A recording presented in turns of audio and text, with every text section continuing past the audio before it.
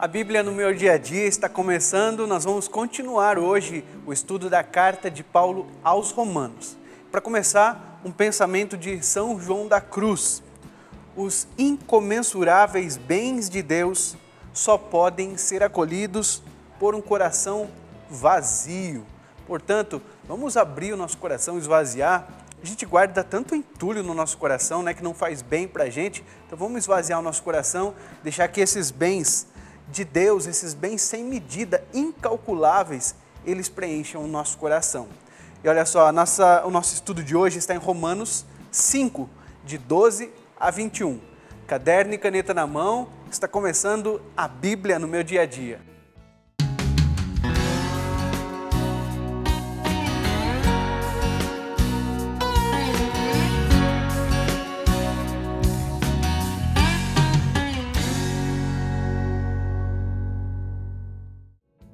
Vamos rezar então, nos dispondo à ação do Espírito Santo, em nome do Pai, do Filho e do Espírito Santo. Amém. Nós aprendemos aí com São João da Cruz da necessidade de esvaziar o nosso coração para que os bens de Deus possam preencher o nosso coração. Então, nesse momento, vamos pedir ao Espírito Santo que Ele nos ajude nesse processo de esvaziar o nosso coração. A gente guarda, não é mesmo, tanta coisa que não é necessária, pelo contrário, coisas que às vezes nos fazem mal e nada acrescentam em nossa vida. Espírito Santo, nós nos dispomos nesse momento para que o nosso coração ele seja esvaziado. Esvaziado, Senhor, de coisas que nada acrescentam, que nada fazem bem para nós, mas que a Tua graça venha preencher o nosso coração, Senhor. Esses bens que São João da Cruz nos ensina são bens incalculáveis, bens grandiosos. Senhor, são esses bens que nós queremos acolher no nosso coração. Por isso nós pedimos, vem Espírito Santo e nos ilumina. Enche o nosso coração. Amém.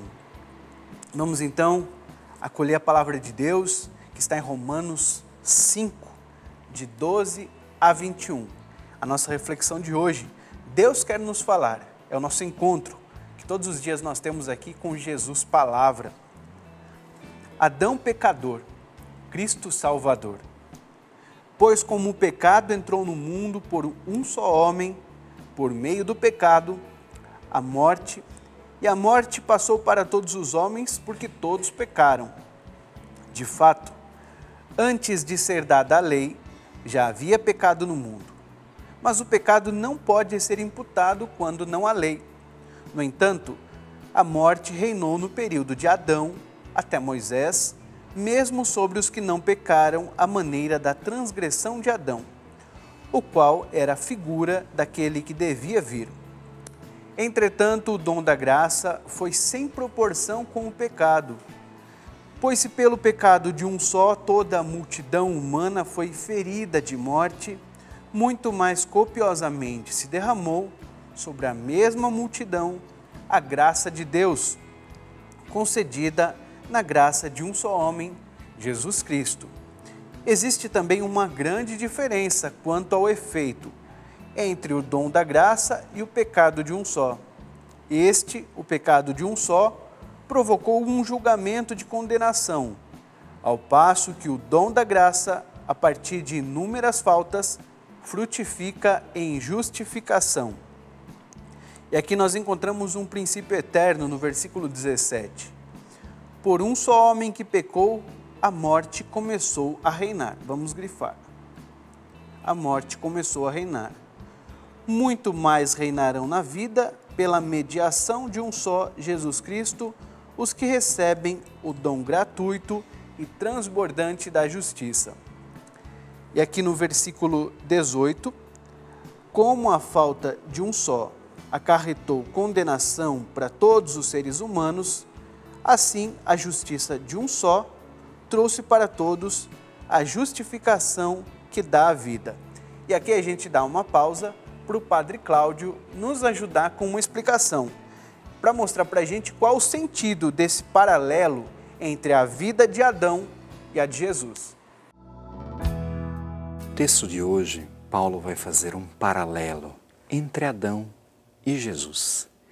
Mas não é um simples paralelo, é para justamente nos colocar na grande perspectiva do novo Adão, que é o próprio Jesus Cristo.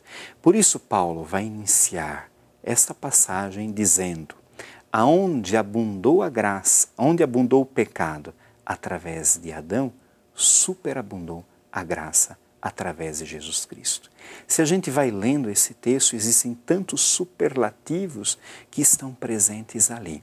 Ou seja, mesmo que o pecado tenha realizado uma grande destruição, a gente pode dizer, na criação e na vida humana, Deus não permitiu com que a última resposta da vida, do mundo, enfim, fosse o pecado, mas enviou o seu próprio Filho, o segundo Adão, aquele que restaurou todas as coisas através da sua morte e do seu amor. Por isso, aonde o pecado teve o seu espaço, a graça de Deus foi muito mais profunda e muito mais abundante. Por isso, mesmo que nós carreguemos, diz Paulo, o antigo Adão, porque a gente sabe que isso está em nós, o pecado habita em nós, há um segundo Adão que está presente também na nossa vida. E este Adão é o próprio Jesus Cristo. Por isso, mesmo que a gente se considere pecador à maneira de Adão, nós devemos nos considerar muito mais agraciados pelo segundo Adão, que é o próprio Jesus Cristo, nosso Senhor. Obrigado, Padre Cláudio, por essa explicação. Então, Jesus que nos traz a vida, uma vida plena. E agora a gente continua aqui no versículo 19, onde a gente já encontra uma promessa de Deus. Qual é essa promessa? Vamos descobrir.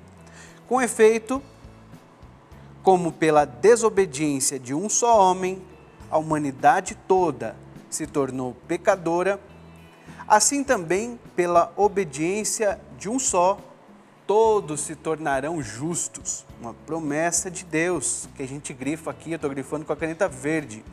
E em seguida, um outro princípio eterno, uma lei que rege o reino de Deus. Quanto à lei, ela interveio para que se multiplicassem as transgressões, onde, porém, se multiplicou o pecado, a graça transbordou. Princípio eterno, onde multiplicou o pecado, a graça transbordou. Enfim, como o pecado reinou pela morte, assim também a graça reina pela justiça, para a vida eterna, por Jesus Cristo, nosso Senhor. Palavra do Senhor, graças a Deus. Olha como é bom a gente ter esse encontro com a palavra, não é mesmo? Deixar que a palavra de Deus habite. A gente lembrava lá no começo, uma frase de São João da Cruz, que era necessário nos esvaziar. A gente fez o exercício de se esvaziar e agora a palavra de Deus vem nos preencher, vem transbordar no nosso coração. É uma palavra que não somente enche, mas ela preenche e ainda transborda para o nosso próximo. Qual a mensagem de Deus para mim no dia de hoje? Você pode se perguntar qual a mensagem de Deus para você no dia de hoje. Olha, aqui tem um versículo, que é o versículo 19, que ele há muito tempo ele me acompanha e me inspira bastante. Porque diz que se pela desobediência de um só, o pecado entrou no mundo, pela obediência de um só, a humanidade será salva. Quem é esse obediente? O único obediente que salva a humanidade é Jesus. Mas se Jesus ele é o nosso modelo, também nós devemos todos os dias praticar a obediência. Mas, Rodrigo, o que é essa obediência? Obediência, a gente lembra e aprende com São Bento, vem lá do latim, ob audire, colocar-se a ouvir. Então, pela obediência de um só, uma multidão será justa. É esse exercício que nós fazemos todos os dias com a Bíblia no meu dia a dia. Colocar-se a ouvir, em escuta da palavra de Deus. Então, qual a mensagem de Deus no dia de hoje? É a graça, viver a graça da obediência. Viver a graça da obediência a Deus. O que isso quer dizer? Eu já vou colocar isso em prática. Colocar-se colocar-me, né, no caso. E isso é importante, esse detalhe, viu? No estudo da palavra, a gente sempre perguntar o que Deus está dizendo a mim. Que a gente tem o hábito, o costume de dizer no geral o que Deus está nos dizendo. E aqui é muito importante colocar-me. Então, eu me coloco, colocar-me em escuta ativa da vontade de Deus. Da vontade de Deus. E aqui eu concluo o meu estudo da palavra, mas eu vou continuar aqui nessa reflexão, nessa oração, e assim a gente pode concluir também pedindo ao Espírito Santo: Senhor, ajuda-me a ouvir a voz do Senhor, em meio a tantos rumores, a tantos barulhos que querem ocupar espaços do nosso coração. Nós nos esvaziamos para que, Senhor, o Senhor realmente reine em nosso coração, nós possamos te ouvir e seguir a tua vontade. Amém. E a gente conclui aqui a Bíblia no meu dia a dia, mas a gente já fica marcado o nosso encontro, hein? Até o próximo programa, a Bíblia no meu dia a dia.